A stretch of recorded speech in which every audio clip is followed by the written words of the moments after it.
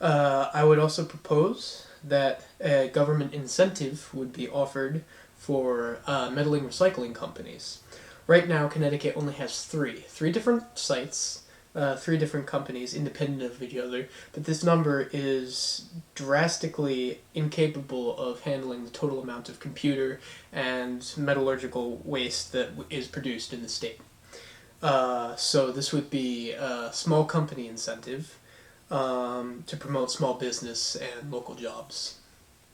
Also, inspections of sewers and updates should be raised to priority discussions for local legislators, and infrastructure spending. The ratio between road and under the road, sewer, the ratio of spending there would be shifted so that sewers are given more attention that they need, and updates so that stormwater doesn't cause drastic overflows, every time it rains.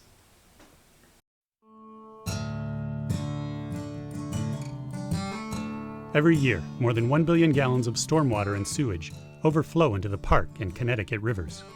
Raw sewage backs up into basements and spills into neighborhood streets over 50 times a year. This is a problem that we can solve with your help. I've lived in Wethersfield for over 50 years, and the Wethersfield Cove is one of the jewels of the town, but it also, unfortunately, at times gets raw sewage when the combined sewer system in Hartford overflows. The Clean Water Project will help us create a better community. It will do this by protecting us, our wildlife, and our local economy. In Hartford, East Hartford, Rocky Hill, and Wethersfield, a clean river has brought hundreds of thousands of people and hundreds of millions of investment dollars to the region.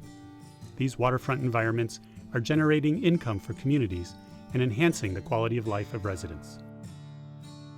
This is our river. It's important to me, and I hope it's important to you too.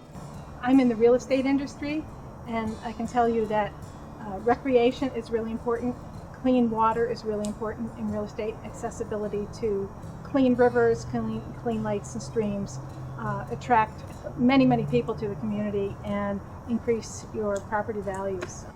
The Clean Water Project is not only a really good idea, but it's essential to the health of our community. Keep in mind that obtaining these clean rivers is not going to cost you any more than the cost of a cup of coffee in the morning.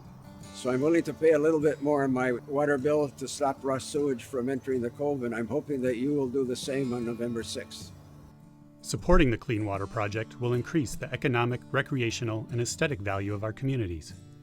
We believe that the biggest issue facing legislation that's relevant is public awareness. Most people are not very aware or are misinformed, so it's kind of swept under the rug in exchange for more visible, in-your-face kind of issues like infrastructure dealing with the roadways, whereas the infrastructure under the roadways is far more at risk and mismanaged.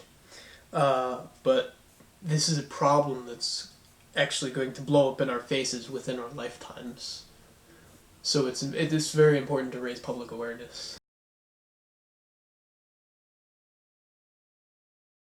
Well, being a diver, one of the things we learned about the Long Island Sound is that it's a body of water that really has no flow around it.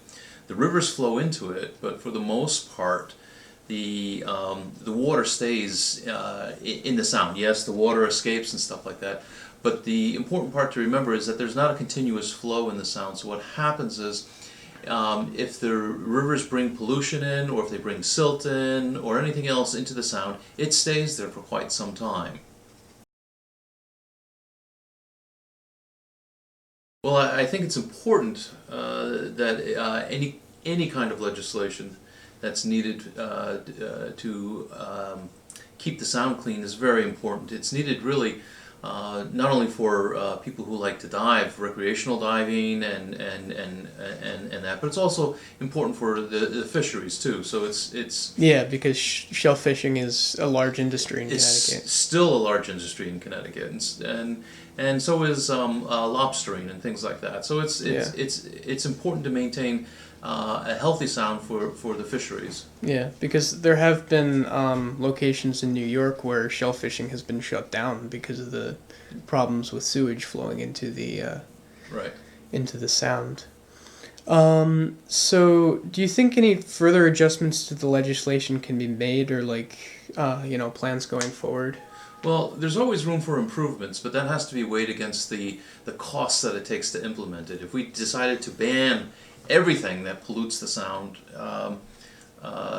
it's economically it would probably be unfeasible. But we should control what goes into the sound and what goes into the rivers that go into the sound. So you're saying we have to balance practicality with environmental concerns, Yes. basically. Yeah.